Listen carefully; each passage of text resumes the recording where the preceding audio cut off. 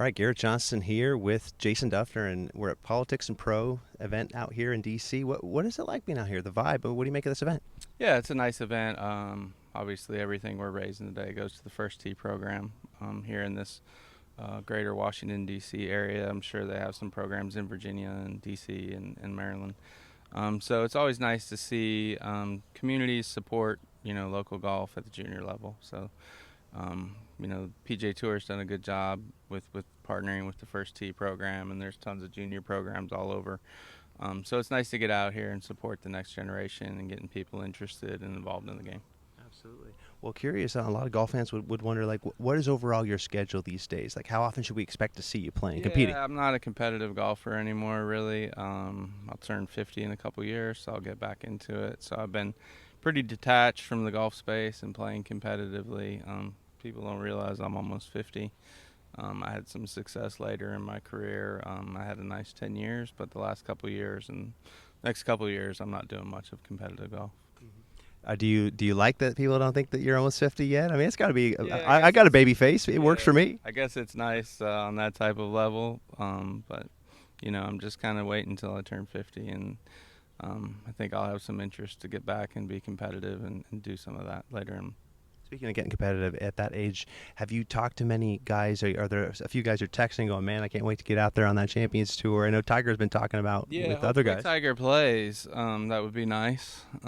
Be fun to have him involved in it. We'll see how his health goes and what his plans are for that. But no, I haven't really talked to many people in the golf space the last couple of years. I've kind of been involved with it for 20 plus years and just been doing some other things with my life. I play here and there.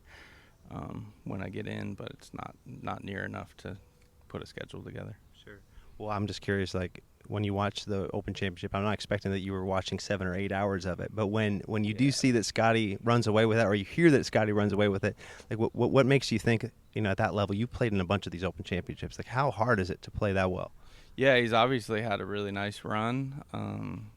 He's one of the guys. I think there's a couple other guys that are really good players, but he's kind of figured out that special secret here for the last couple of years that gives him a little bit of an edge, and he seems to be the guy at the top right now.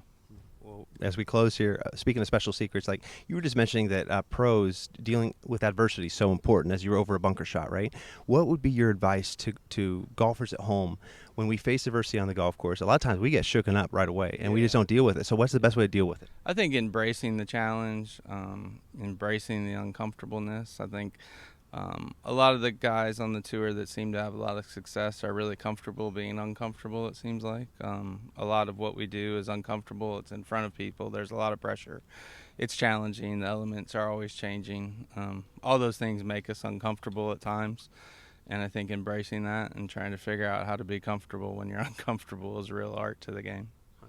100%. That's a great sign about life as well. The very last question I had, inner dialogue. It's a lot of things in our life is what we tell ourselves, right? What's a good way to improve for us at home with our inner dialogue on the course? Yeah, self-talk is a real big thing. I've never been great at that. I think growing up as a child, you're either optimistic or you're pessimistic, and unfortunately I fell into the pessimistic side of things. So I was always beating myself up. I was real good at that, even when I was playing good or bad. That kind of motivated me, but I think positive self-talk can help some of those people if you're on the optimistic side of things. But yeah, the self-talk can go either way. Sometimes I'd talk bad to myself and it would fire me up and motivate me. So Whatever works for you, right? yeah, we're all wired a little different. Ryder Cup is coming up. I know that you're not going to be a part of it, but from afar, it's got to be cool to see this challenge. You've played Bethpage in the past. Like, it's got to be pretty amazing what they're up against, huh? Yeah, I think Bethpage will be a great venue. Obviously, New York sports fans are serious about their sports. I don't know, that event seems to be very corporate to me, so I'm not sure how many locals will really be involved. I don't know the breakdown of that. Obviously, that event's become a huge golf event. The corporate side of things has taken off with that, but I'm sure there'll be a lot of local New York fans supporting the United States. We'll see how it goes. I think the matches, they're generally pretty even. I know the scores indicate otherwise, but 2 matches swing one way or another. That's a total of 4 points. So these matches are really important, all of them. So we'll see how it goes. That's one of the few golf events that I'll probably tune in and casually watch. here in the future. I guess that's what, in about 6 weeks or so. Yeah, 6 weeks, 7 weeks. Yep. So I'll be tuning in. Maybe we'll see. We'll see how it turns out after the first couple days. Yeah. Well, Jason, appreciate the time and great to see you out here this week. All right. Thank you.